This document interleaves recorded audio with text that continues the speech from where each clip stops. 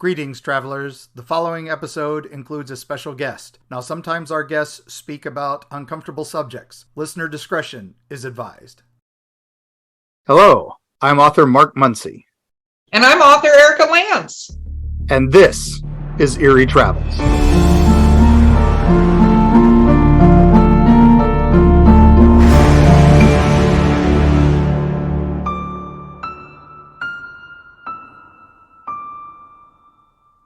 Greetings, travelers. Greetings, travelers, for Nightmare November. Nightmare November continues. Yes, as I like to call Halloween overtime. Yes. Well, we had a whole new name for it, Mark. So we're going to use the name that we have. I know Nightmare November is good. I like that. So yeah. Well, I hope so. You came up with it.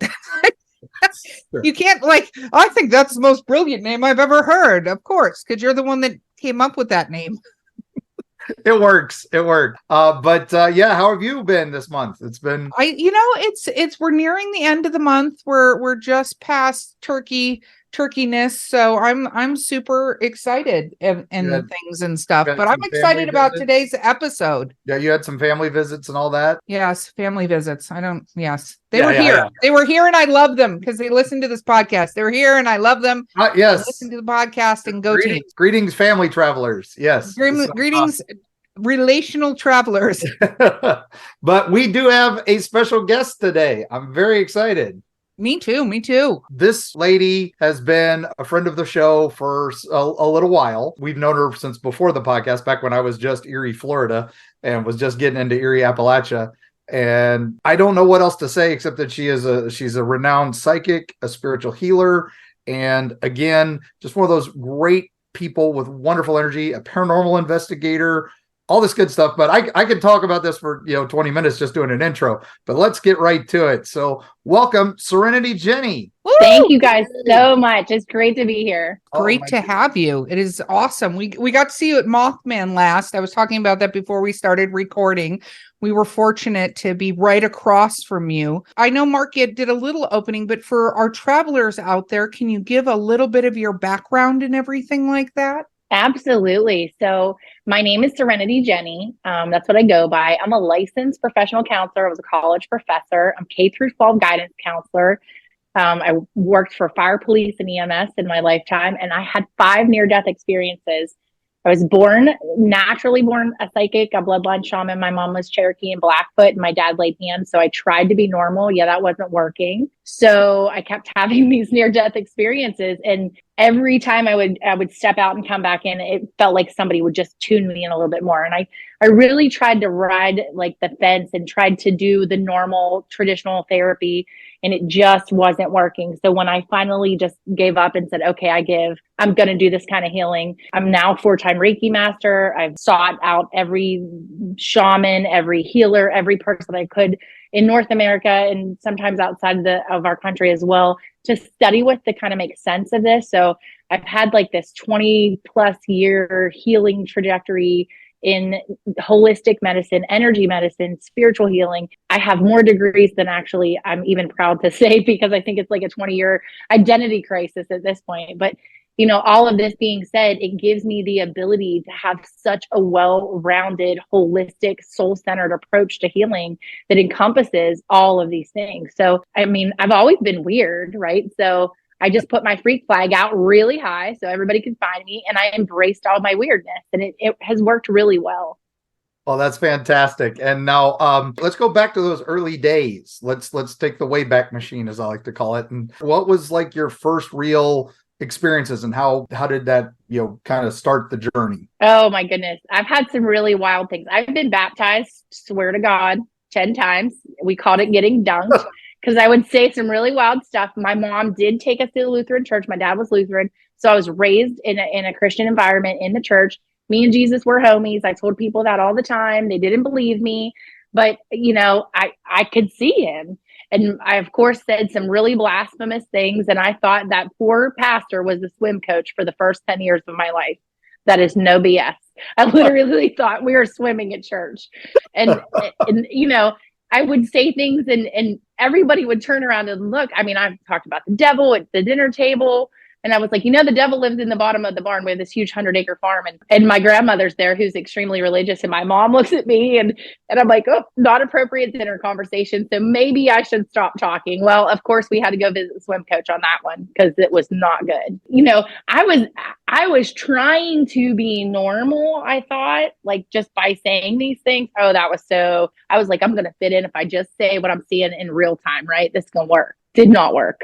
Did not suit me. My idea of what was normal and what society's idea was normal was way different. So I found that I had to conform a little bit until I got to probably about third grade. And I was asked to color in the lines by my third grade teacher. And I was like, oh my God, there's lines on the paper. And that's when they knew that we had a problem. So that teacher has been with me my entire life. She came to my wedding. She came to my son's birth. Wow. She came to my mom's funeral. She had me tested for gifted learning.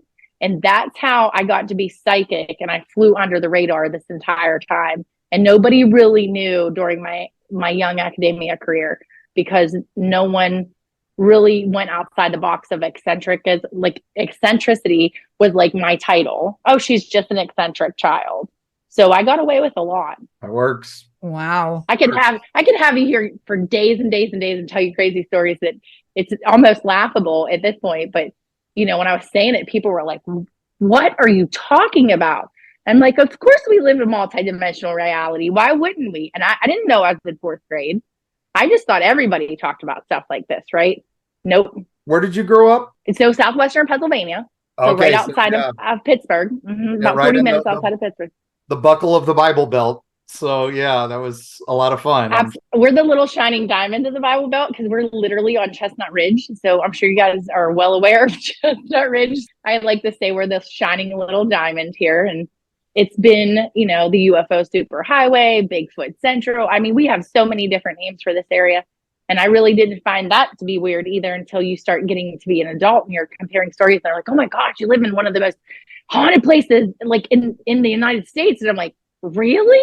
Oh my gosh. I thought this was normal. Yeah, I thought everywhere was like this. Yeah, it's same boat. So I feel like everywhere is like that sometimes for us. A lot of the places we visited, yeah. Then you start transitioning into learning this stuff, right? And you're learning more that it's not you would learn in everyday school. What was your early days? Where did you start? This path. Oh, well, so I knew everything and I quit high school 5 months before graduation. My poor mother thought I was going to medical school. Had everybody convinced I was going to medical school. I worked on the ambulance. I mean, it was all laid out for me. I was like, yeah, I don't think I want to do that anymore. She's like, what? And I'm like, yep. My mom was Native American, right? So she honored my dad and going to church, but we really lived by these Native ways, right? I said, I'm just honoring my soul's calling, Mom. Like, this is what I want to do. She's like, oh, I can't go back on what she's already told me, right? Because she's already laid this foundation for me.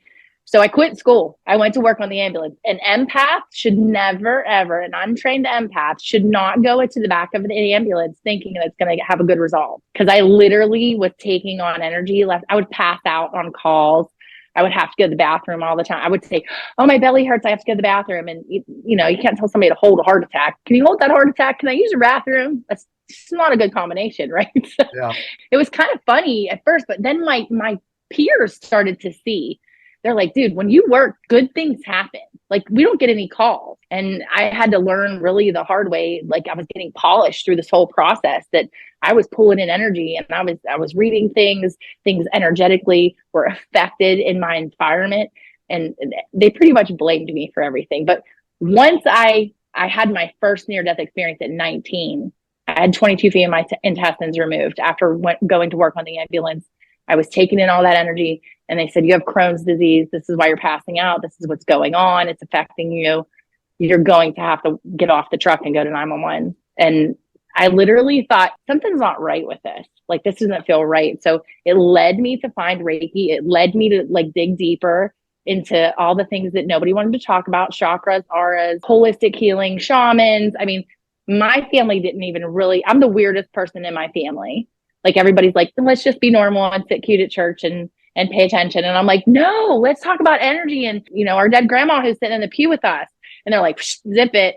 And I'm like, no, I want to talk about it. She doesn't like the way you sit and you're talking during the sermon. You shouldn't do that.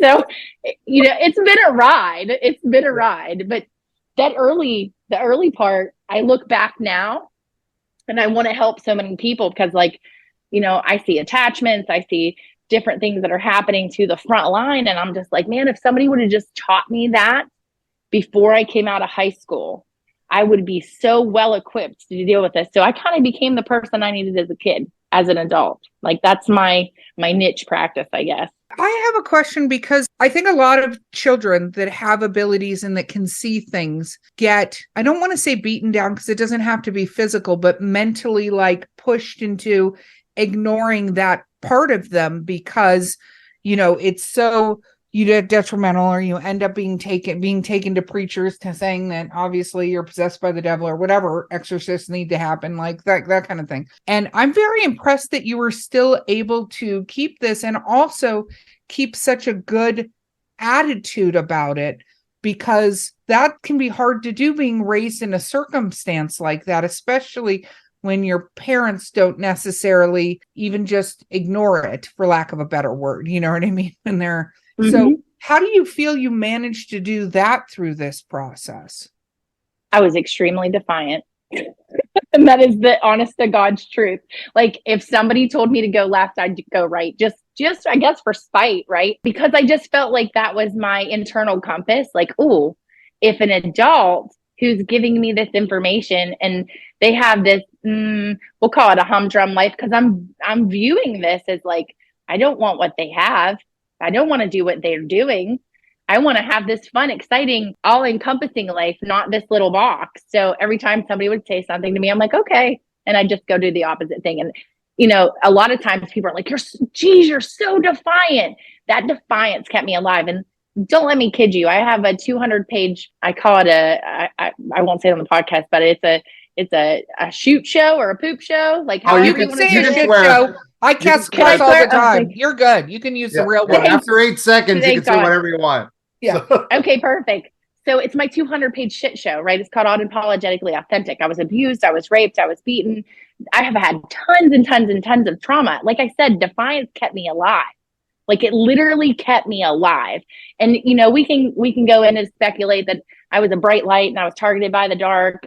I mean, I have lots of stories. I could keep you busy for a long time, but I literally refused to give in. I couldn't do it. It like was internally like my guidance, like, don't give up. Don't give up under any circumstance that is presented to you. Do not give up. And my dad died when I was 13. So my mom, even though she complied with the church and all the things that my dad's family had done, one thing that she did that was like the saving grace, I think, of my spiritual development was when my dad died, she said, go outside and find him. I thought, oh my God, she's delusional. Like, he just died. And I'm like, okay, wait a second. Now we want to embrace this. I'm so confused. She's like, you'll feel him outside. Go outside. And it took me 2 years. It took me 2 years to feel his presence on the top of our family farm. I could feel his fingers, the back 4 of his fingers slide right down my left cheek. And I was like, okay, and it was almost like a vision quest or my own journey, right? And she did that to me on purpose. I feel like on some level, she knew I needed that with my dad. And I needed to have that spiritual connection for myself after they tried to squish it out of me for like a gajillion times. I think they were just fearful from the things that I said often. And like, let me just add this in. I got injured a lot. So I think they were fearful because, I have my head cracked open 3 times. I jumped through a plate glass screen. Like, the whole screen was plate glass and I jumped through it. I said I didn't see it. I have a lot of history of extreme injury. So like I said, we could look back in retrospect and probably say that there was some dark entity that I was dealing with, which there may or may not be a book coming about that. Hint, hint, plug, shamelessly. I know I'm supposed to say that for the end. Please do. Never plug a book. Never plug a book. Right? Never take a chance to plug a book. Exactly. But once you look back at the trajectory, no. it's just like so cool because it's just like in your face. And I'm like, I can use my life to help teach and lead other people into their own power, to educate them, to enlighten them. Okay, this is gold. And why am I not talking about this? And secrets keep you sick. And we know that in traditional psychology. Like, you cannot keep these things buried. It's not healthy. And I just thought I'm going to put my freak flag way out there, and I'm going to help as many people as fast as I can. And it really has taken off in a way I can't even process sometimes. I feel like I run Hogwarts. People bring me their children all the time. And I'm just like, cool, you hear voices, me too. What's your saying? I mean, I have to psychologically assess them, make sure that they're not going to harm themselves or harm somebody else. And, Of course. and then when we rule those things out, what we have left is like this raw connection to spirit. And I'm like, this kid is probably like the Dalai Lama reincarnated. Like, can you just let him have some sacred space? Like, just listen to them. They're old souls. And what we've been finding, it's been extremely successful to do that with children and nurture that spiritual connection. So maybe I just became the person that I really, really needed. I needed somebody to listen to me when I was little and understand what I was saying, instead of just be like, I'm either going to drown it out of you or you're going to go up on the hill and have psychosis. Like, I had two ends of the spectrum. I'm like, this woman's delusional. She just tried to drown me for this. And now I'm going out and talking to my dead dad. Like, what?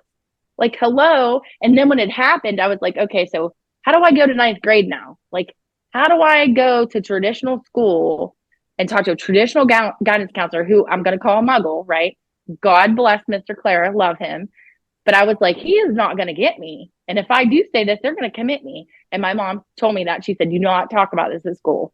Right. Do not. It is in your best interest. Do not talk to your friends, to anybody. Stays between us. And I was like, okay. But then, my dad's popping up in math class a couple times. I'm like, oh my God, he better go away. And he did for a while. I didn't see him for a very long time. But like, when I started having near deaths, things got very pronounced very quickly. Oh, wow. So let's say somebody is, wanting to seek you out for help. What's the general process? How do you vet that? I'm still flying by the seat of my pants. Most days, you can get to me on Facebook, Serenity Jenny, serenityjenny.net. There's a phone number on my Facebook page. I used to have a huge facility. I've had multiple facilities, holistic healing facilities. I've trained multiple counselors. I kind of doing this gypsy thing now, because Spirit's like, okay, no being tethered to anything that pins you down to one geographical location on this planet. Like, I feel like I'm being called up, like I'm about to get deployed somewhere, and I don't know where that is, spiritually speaking. So I'm kind of just waiting and readying myself for the call. And thank God my other half is very supportive of this, because he's like, you want to do what? And I'm like, well, I just think we should be mobile. And he, of course, was like, okay, very supportive of that. So we're going to take the store and the show basically on the road and just go where we're called to go. And I feel like, in addition to social media outlets, podcasting, different things and delivery vehicles that we have access to now, like, I'm going to be able to take this healing all over. And I've helped people set up healing centers and wellness centers right here in my own town. We're starting to try to get some stuff in West Virginia after we close that shop. But, people, if they just do what they can with what they have, where they're at, and they raise the vibration and the consciousness level on this planet, it really does help. It really does help. And if anybody needs help with their spiritual unfolding, I mean, everybody's path's different. It's so unique. It's like grief. People are like, you can't tell anybody how to grieve. Well, you can't tell anybody how to spiritually unfold their gifts, abilities, and their own essence. It's very difficult to have a prescription for that. But there's some things that people can do to help themselves with that process. So I want to talk a little bit about your experiences, if you don't mind, just so that people have a little more detail. Totally up to you. So when you're talking about, for instance, you're doing healing, can you give a healing story so that people have some idea when you're talking about what you do there? Sure. Oh my gosh, there's so many. So I can give you one of my own stories. How about that? Because it's a direct Perfect. experience, right? So I was about to open up a 2,600 square foot facility in Mount Pleasant, Pennsylvania. It was the day before. I had done all the clearing, the saging, the blessing. Like I said, I'm a shaman, bloodline shaman, Cherokee, and Blackfoot, but I'm also a spiritualist minister. I got that credential because I felt like that was fair, non-denominational, right? So I blessed my facility. I'm ready to go. I had gone up to the loft to get one more thing out of storage. When I was coming back down through the loft, and there's stairs that descend down into the first floor, I fell through the stairs 6 feet to a concrete floor, and I actually heard my leg crack. And I thought to myself, oh my God, I just BROKE my leg. Yeah. And I don't want to speak anything into existence, right? I immediately put my hands on it. I'm a 4-time Reiki master, okay? I put my hands on my leg. I'm like, Reiki, Reiki, Reiki. I'm like, it's showtime. Synergy is the name of my business. No pun intended, but pun intended. Cause I'm like, Jesus, you better bring every ascended master that's up there here right now. Cause I think I just BROKE my leg. And it got really cold in there. And I had just opened my eye just for a second. Cause I knew if I had a deformity and a contusion, we're going to have a problem. Cause that means it probably did do that. So I opened my eyes. The whole area in the back was cinder block, right? That's the way that building's built. It was bright white. And I thought, oh my God, I died. And out of this white blazing light, it almost blinded me. I saw Jesus coming. He had a flannel on and jeans. I'm like, oh my God, he was fishing and I disturbed him. Crap. Now he's not even going to fix my leg. And I was like, I'm okay, my leg. I need help. And in that moment, I just felt, I got really cold. Now, people usually come in, they lay on a Reiki table. I explain things to them. I say, you can feel hot, you can feel cold, you can feel microwavy, you might feel tingly. After I do a brief assessment, I do this session with them. Well, here I am doing my own session on my leg, and I'm experiencing the things I tell patients all the time. And I'm like, oh my gosh, this is insane. I was so cold, my bones felt like they were froze. And that happened, and I had that experience. I had 3 nails go through my leg too. So 3 is a common number. We see 3 scratches a lot of times. We see demonic possession. Again, spiritualist minister, I get the moniker of exorcist a good bit. I'm just taking the trash out. That's how I see that. Negative energy doesn't belong there. It just needs cleaned, right? Cleaned, released, whatever, however you want to say it. It's not always bad. It's just not necessary. So whatever did this to me, whatever happened, a set of circumstances, I was open in that center the next day, come hell or high water. And I told you before, I'm very defiant. I was like, this is not I don't choose this. Not my reality. I don't want this. And I know that you just can't want a broken extremity and it just go away, right? However, bone knitting in Native American community is very real, right? That's something that was in my working knowledge base from my mom, from my teachers, from the elders. So I was like, this can happen. I know this can happen. So I gave myself the Reiki. I come out of there. It was not white. It was back to cinder blocks. Jesus wasn't standing there. I still was pinching myself. I'm like, okay, I'm still alive. I'm still bleeding. I'm gonna have to get myself up there. I took myself up front. I called and asked my one girlfriend to bring her car over. I said, I need you to ride me up to the Med Express. And she said, oh my God, what happened? I was like, I don't want to talk about it. She worked in the ambulance with me. As soon as she saw my leg, she said, you know what that is? You're going to ortho. Like I said, don't even speak that over my leg. We're not going to do that. Right. So, and I know that this is an extreme example, but it's a really cool one because it actually happened to me. Oh, no, totally. We are riveted. It's so wild. We're not talking. Right. It's so wild and so crazy. And she's a social worker, traditional social worker. I'm a licensed professional counselor. You know, we disagree and agree on certain things. And she was like, dude, that's, you know what? I said, don't speak it. Just take me out there.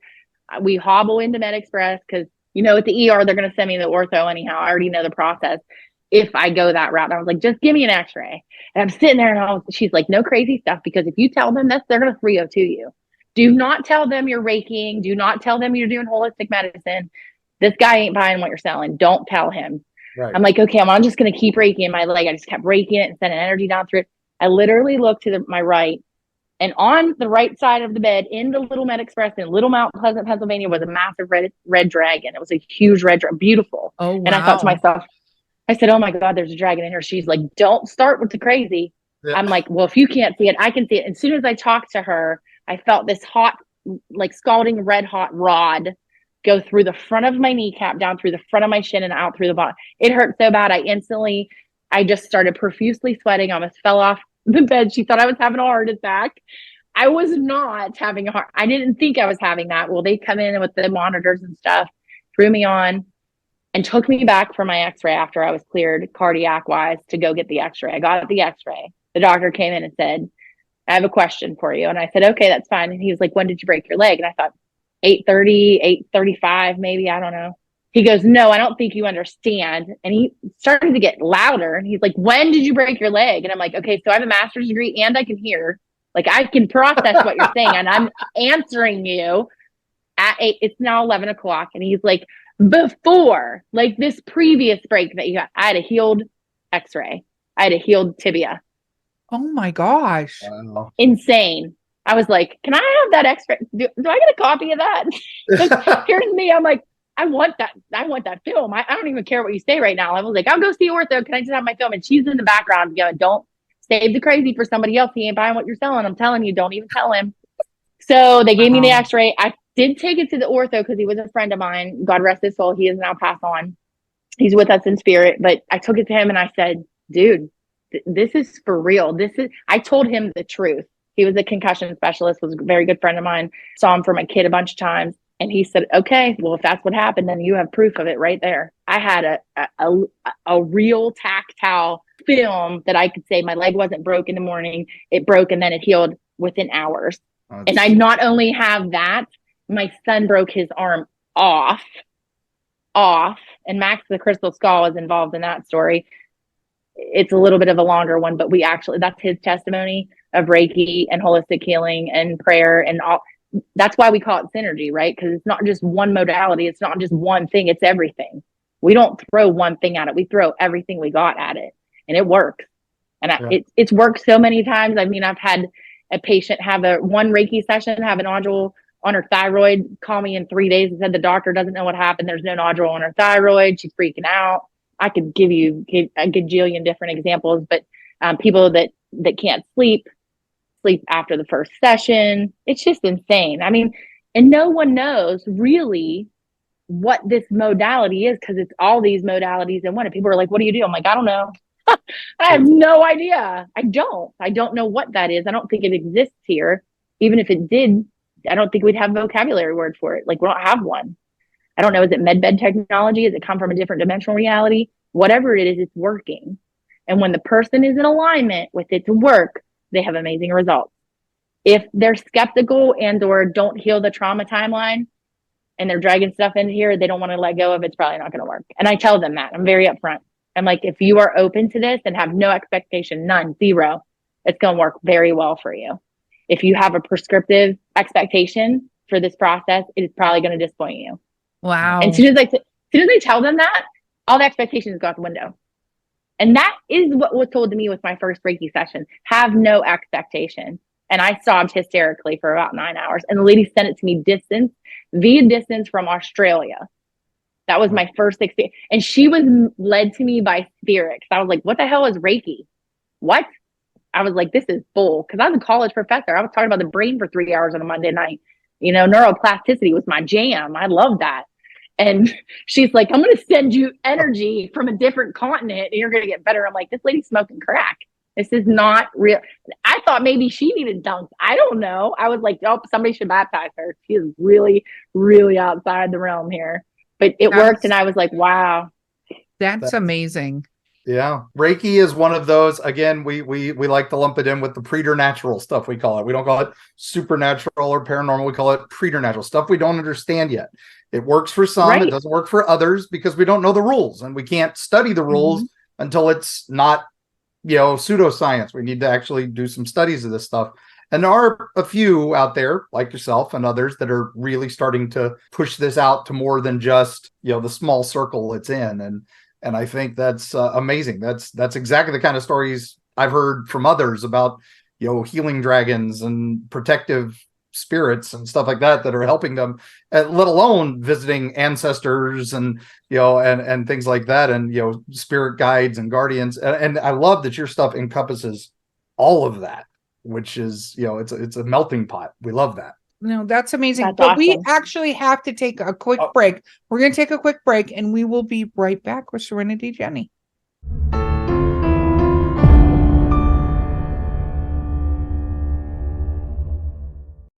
Destiny Beard, the lyrical soprano who will haunt your dreams.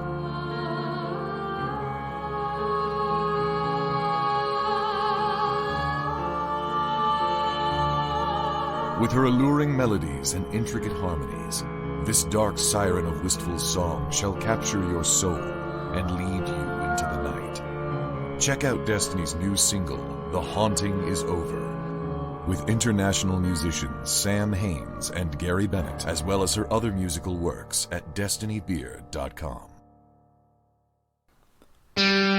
Eerie, Appalachia. Gear up for a frightful jaunt into the darkest reaches of the ancient Appalachians. Folks deep within the Appalachian hollers lean close to the campfire to share stories of the inexplicable with hushed awe. Monsters rumbling in the hills, strange lights darting through the pitch black night sky, horrible occurrences almost ineffable in their bizarre tragedy. Tall tales, you might say. Tell that to the Flatwoods monster in Braxton County, West Virginia, or the Goat Man of Louisville. Look into his humanoid eyes and let him know you don't believe. And what of those apparitions in Mammoth Cave's Corpse Rock, or the Satan spawn known as the Jersey Devil? How do you respond when confronted by these mysteries? From the metaphysical energy that swirls near Serpent Mound in Ohio to Point Pleasant's Mothman legacy, Mark Muncy and Carrie Schultz explore the dark history lurking in the shadows of Appalachia. Read by Mark Muncy, author and experts on strange folklore with appearances on shows such as Ancient Aliens, The Curse of Robert the Doll, and many, many more.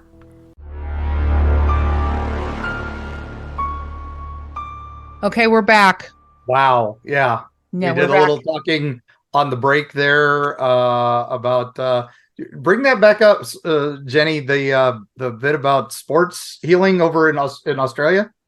So in Australia, and their Olympic healing team, they employ Bowen therapists. Bowen therapists are like body talk therapy practitioners. So kind of like Reiki, but they actually talk to the body, intuitively talk to the body with energy medicine. And they actually remove the trauma energy from the injury before the person gets any kind of healing treatment, which to me makes sense. Instead of trying to pour healing on top of trauma energy, that's like in a cup, so to speak, let's just dump the trauma energy out and pour the healing right in. Like that's what the Western approach is lacking, I feel. Like once we remove this trauma energy, people seem to heal much faster and they actually stay healed. I did drug and alcohol treatment for 6+ years. I see that's a lot of our problem in that area. So I am the Technicolor unicorn when it comes to counseling in the counseling field. I employ all these modalities because I totally see a need for it. And I love that you said that, because I think sometimes people can go too far in a direction, like Reiki is the only way to do healing, or no, you only should go to a doctor. Like there's so many different things that I think can help. You know, I think there's great things with traditional medicine, but also great things with like homeopathic medicine. Like there's so many different things that you can employ, and employing a lot of them together does a more complete picture. And I think people tend to be like, I'm going to go in this camp and not this camp, and that doesn't work or help anybody. Mind, body, spirit. Mind, body, spirit. That's what I always say. So balance is key. Is that what you always say, Mark? I do for my health. I do say that. But I do treat my, I don't treat my body like a temple. I treat it like a pool hall. So, but I was going to say you treat it more like a biker bar. It's not just a pool. Maybe a White Castle. But let's see. But Jenny, all right. So now we've talked about that side of things. You brought up exorcism earlier and stuff like that. Now you have also done paranormal investigations. I know you've done a few with your partner, but let's talk about your paranormal experiences. So where is that in your milieu here? So interesting to say that maybe I was that person that I was all rainbows and sunshine for a very long time. I'm like, healing. Let's just all do healing. And I kind of paused with that when I met Dave, and I was like, oh, geez, this guy's like total paranormal everything. And I delved into there only before I met him when I was fixing something. So I very lovingly call it taking out the trash. If there's any big nasty there that's not supposed to be there, if somebody has a haunting or a possession, I'm the, who you're going to call in this area. So I would go and clean, clear, bless, release, heal everybody in the house and call it a day. If it was a land issue, I would shamanically clear it. I pretty much just did that for a really long time. And I have tons of experiences with that, just blessing people's houses, clearing hauntings. Then it kind of evolved a little bit. I met Dave and I was like, oh my good Lord, somebody in spirit has just brought me a tactical training officer. What is going on? Because here's this guy with 30+ years of experience who knows what everything is called. I'm like, dude, I don't look in the bag. I just take the trash to the curb. Great Spirit says, dude, get this out of here. I'm like, 10-4 boss, trash to the curb. Don't even look in the bag. I don't know if it's a banshee. I don't know if it didn't matter at that point, right? I didn't have to go through to find out. And now he kind of said to me, you don't know what it is? I'm like, do I need to fix it? And he was like, no, but you really should think about that. And, he raised a really valid point. And I was like, okay, balance is key. And that's one of my key phrases. I probably should use it myself, right? So I was like, all right. And when we combined forces, it kind of got really explosive because I was like, oh, wow. I don't know if I wanted to know what was in the bag because I was like, whoa, this is insane. But of course, he owns this, very spooky location. And he's like, I own one of the most haunted locations in North America. I'm like, you want a cookie? Like, I was like, I do this stuff all the time. And he's just like, yeah, right. And I was, going, he did take me there. That's a whole other podcast, I'm sure, in and of itself. But we'll probably do that. Yeah. yeah, I literally had done an exorcism at a church camp with a church lady. Oh, wow. And they came for a CPR it was so benign. It was a little workshop. It was called CPR for the Soul. It was super run of the mill stuff I did all the time. My background's in fire, police, and EMS, and I patched souls back together. That's the name of my next book. It's called CPR for the Soul. So I just started doing workshops to collect data, right? I was like, this is perfect. This is going to be an awesome book. So I do these workshops. We visit the trauma timeline. We do soul retrieval. We process. It's a spiritual intensive like none other. These ladies sat through the whole class. I've known them for 10 years. I actually met them because they had I read the one sister. She was looking for a ring. I told her where it was going to be found. She said, there's nothing in their room. It's impossible. It has hardwood floors. I said, I know. Hardwood floors, white couch, steps, the whole nine. I got it. I told her what the room looked like. She's like, it's not in there. I looked. I said, I didn't say it was in there right now. I think it's going to apport. She goes, what's that? And I'm like, it will like thaw the air. It's in a red velvet bag. Those ladies came to me at an event holding a red velvet bag. She said it fell right out of the air. It was under my foot.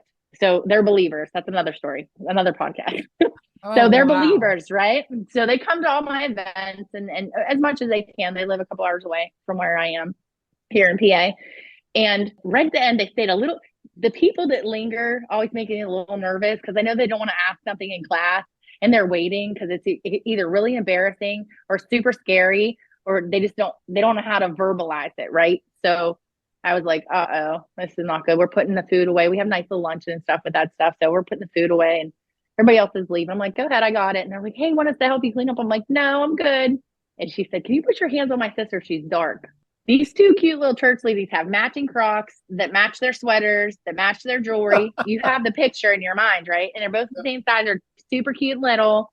Love them. Sweet as all get out. Very psychic sisters. Have great abilities. Are just delving into their own stuff. One is retired from elementary teaching. One is 58 days from her retirement. That's the one that's in the bathroom. And the other sister's like, I'm pretty sure she's dark. I laughed out loud. I was like so blown away by this. And I saw her coming out of the bathroom. I already put my hand on her shoulder and I kind of was laughing. I was looking at her sister and I said, oh, she said you're dark. And when I looked at her and made eye contact with her, her eyes turned completely black. She spit in my face, called me a bitch. And I was like, oh my God, this is on like Donkey Kong. Like, holy shit, this is not what I thought was going to happen today. I'm like, what just happened? So I'm locked and loaded at this point. I was like magnetized this woman. I couldn't have took my hand off of her if I wanted to. Like she was standing up. I was standing up. We were there. Every wrong way to do any of this, I was doing it. It was all wrong. There was nobody there for my safety. She wasn't restrained. I mean, I could go on and on of all the not to do things during an exorcism, right? And I was like, well, if this is going to happen, everybody and their brother that has ever been my ascended master, my guide, my angel, my passed over loved ones. In Lakota, we call it Matakwiyasi, right? And most tribes call it that. All-star relations. I was calling everybody. I mean, I started talking in tongues and I told her sister to pray. I was just like, you just pray every prayer you've ever learned and do not stop until I tell you to. And she's making this weird jaw grinding. I mean, I thought she was going to have powder for teeth when we were done because I was like, oh my gosh, her teeth are going to be ground to nothing. Her jaw was locked. I worked on the ambulance, so I'm assessing medically at this point. My brain is assessing medically. Like, what am I going to tell 911? Where I live and work. These are people I know, my colleagues. What happened to this woman and how it happened to her when they have to come get her when she gets cardiac arrest? Because it was not, she was profusely sweating. I was profusely sweating. She had something poking out of her chest. She was going back and forth, and I could see it 2 or 3 times. It poked on the front of her sternum. And I was like, oh, please, if anything out there can hear me right now, I need every single hand on deck. I said prayers, I said rites, I said everything I was trained to do. Then I started talking in tongues, and she talked back to me and said, get that shit out of my pockets, in the worst electronic demonic voice you've ever heard in your entire life, with like 20 sets of vocal cords. I was like, okay, then this is party time. Like, this is going to happen. Somebody's going to give one way or another. And it ain't going to be me, because I'm defiant. Remember, I'm the defiant chick. I don't walk out. I'll fall out before I walk out. I'm like, all right, God, I'm going to need 2 more barrels down here. Bring it on. Like, bring me more energy.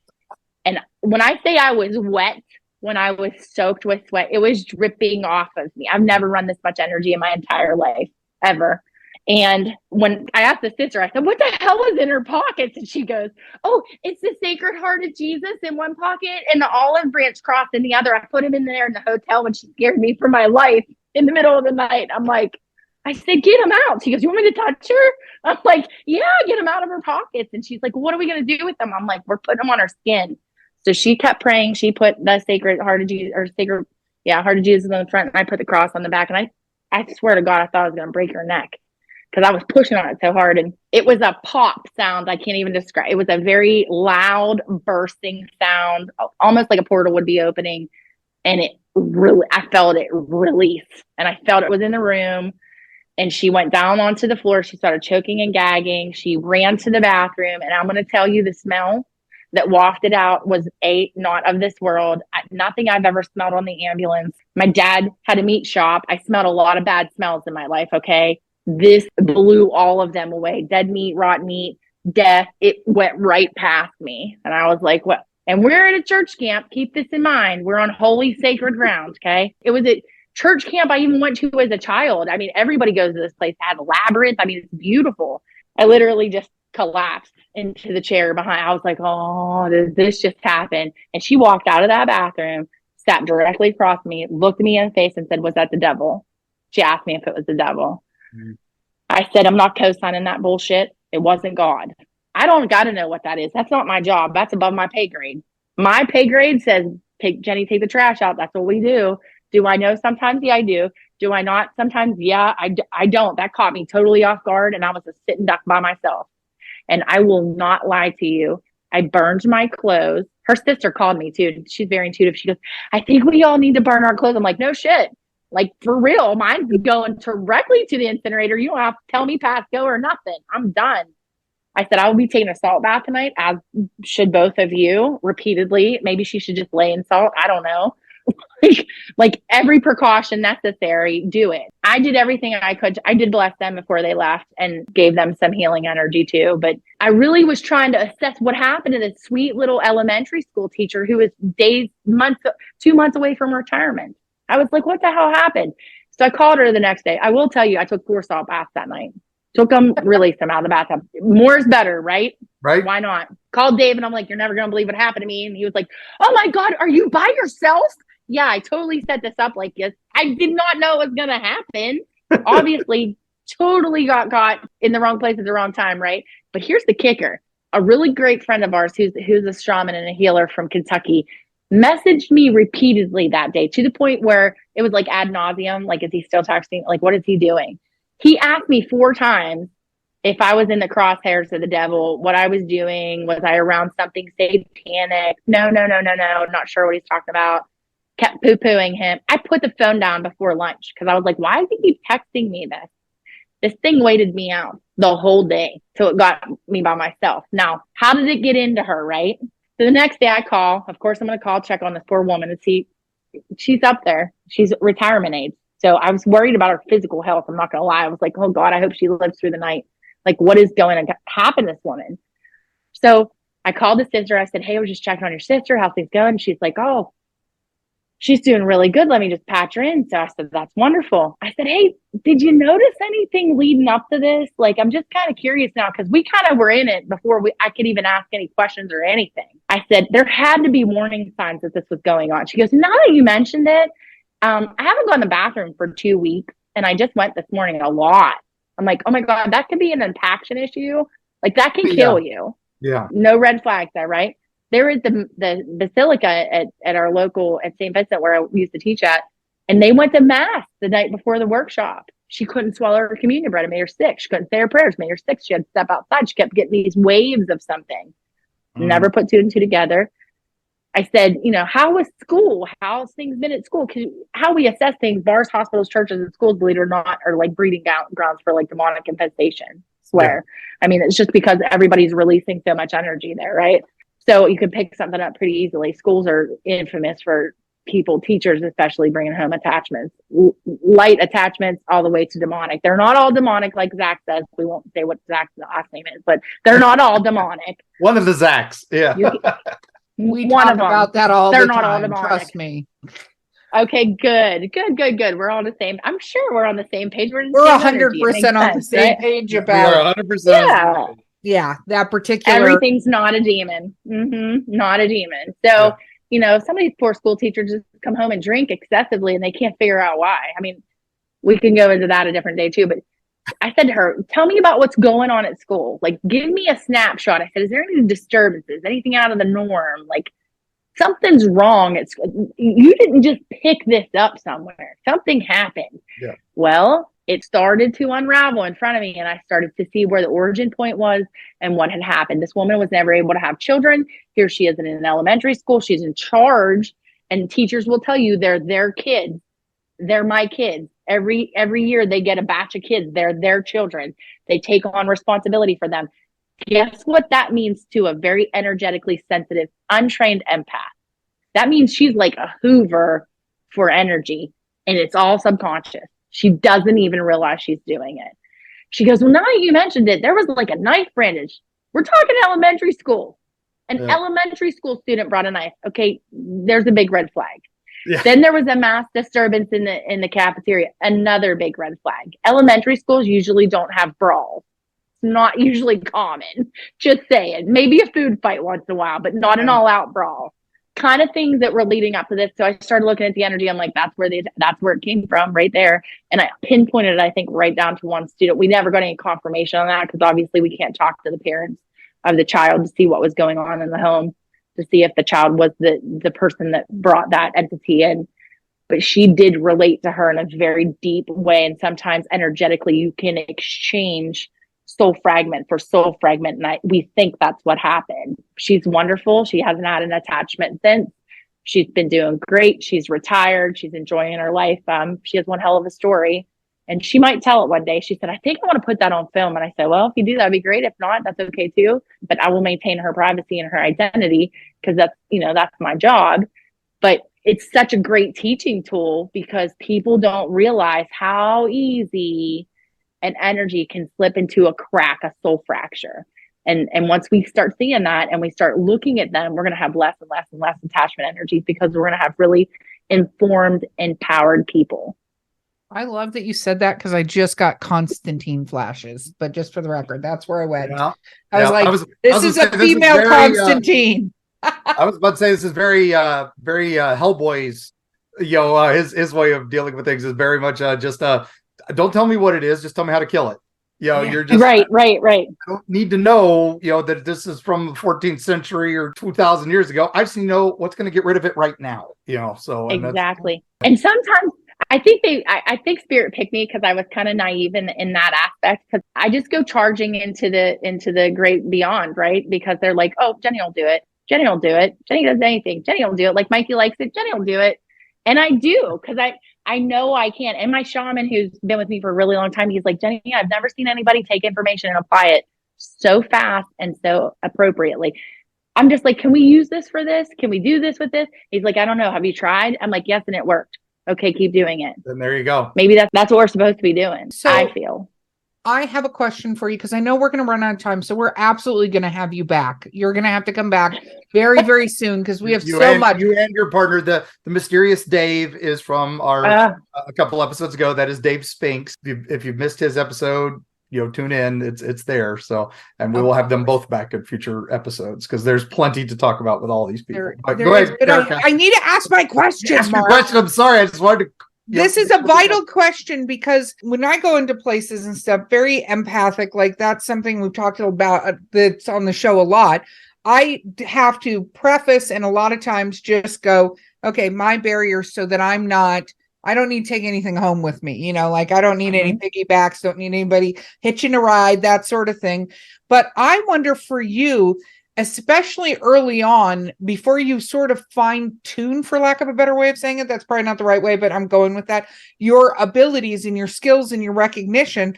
I kind of wonder how many times you went into places, and especially with your partner who's like, let's do the investigation, where you cleaned it out because you were salted and the other things. And it's like, oh, okay. Well, we were going to investigate this really, this haunted barn, but Jenny walked in there and all of a sudden it was all fine. And so nothing to investigate now. Cool. Sometimes it does happen. I mean, I was on a podcast with, it was Reverend Sean a year or two ago.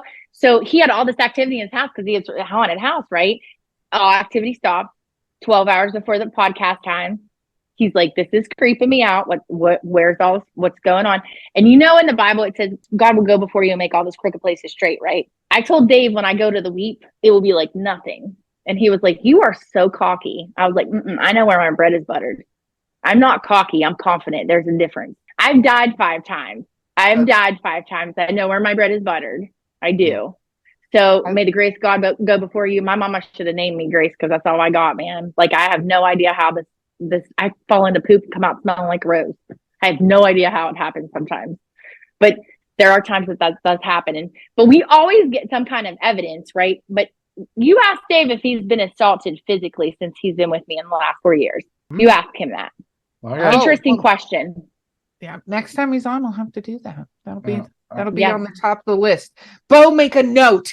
Make a note on these things. Make a note, producer. Yep. We need to do shameless self-promotion time, though, Jenny. Yeah. So I know Mark preemptively asked you where people can reach out, but let's talk about what you've got coming up, what's coming out, and the best way for people to find you, what's your next event, that kind of stuff. So shameless self-promotion, go. Okay, ready to go. Okay, so we have Wildfire Women's Weekend that comes up in December. Every year I host a retreat in southwestern Pennsylvania. You come for the whole weekend. You're there. You're on beautiful haunted UFO superhighway, Chestnut Ridge. It's really fun. P.S. said place where exorcism happened. Church camp. Everybody wants to go now. They're like, I want to go. So, and it used to be Wildfire Women's Weekend. It's kind of morphing a little bit because the guys want to go to into like Restoreth My Soul. Like it's really getting to be like a family kind of event and it's really big. So it's December 15th, 16th, and 17th. My new book, CPR for the Soul's coming out in the spring of next year. Dave and I don't know if I'm allowed to leak 2 things or not, so I won't completely leak it. Look for us on Facebook to announce and our websites to announce our next little venture. It's going to be a lot of fun. It goes along with my little gypsy lifestyle that I wanted to have for us and take healing all over the country. And we are super excited about that. It is going to be coming up very soon. Events. I'm all over the place for events. I'll be in Pittsburgh. I think most of them are private. You can schedule a party with me. I do 10 or more people. It depends on what part of the country you're in, how I can kind of get it into my route of travel, I guess I should say. But I really love Florida. And I love the sunshine. You guys let me know. I'll be happy to come down there. We'll do some fun stuff. I love that. I want to say thank you so much for being a part of this podcast with us. We thoroughly appreciate you being here. Thank you. It was so much fun. And anytime you want to talk crazy and weird, I'm your girl. And we will absolutely, because I know our fans are going to say to have you back. So we will absolutely, maybe in like January, February, Beau, pencil it in wherever. Absolutely. There's no penciling. She uses a computer, but whatever the equivalent of computer penciling something in, we'll do. Like clackety clack, but I guess we've stopped that already. So. Yeah, you need to not do the clackety clack thing. It sounds weird. All right. No, Jenny, thank you so much. I know we just literally tip of the iceberg here. And, there's so much more we could discuss. We didn't even get into spirit guides and other things like that. The dragon has floored me because I've gotten so many things about dragons from people. From other dimensional things and stuff. So thank you for bringing that up. And with that, listeners, I think our travel for this episode is, where was that church camp, Jenny? Southwestern Pennsylvania. If you want to come join us for Wildfire. We will include the link. But we'll make sure we have a link. So that is our travel for today. And get your tickets early. They will be gone. So absolutely. And with that, gang, again, If you ever have issues, reach out to someone who knows what they're doing. Reach out to the experts. Jenny, her partner Dave. You can also reach out to your local favorite podcast hosts, and we'd be happy to spread the word. And as always, thank you so much for being on, Jenny. We love you. We love both you guys. You're all fantastic.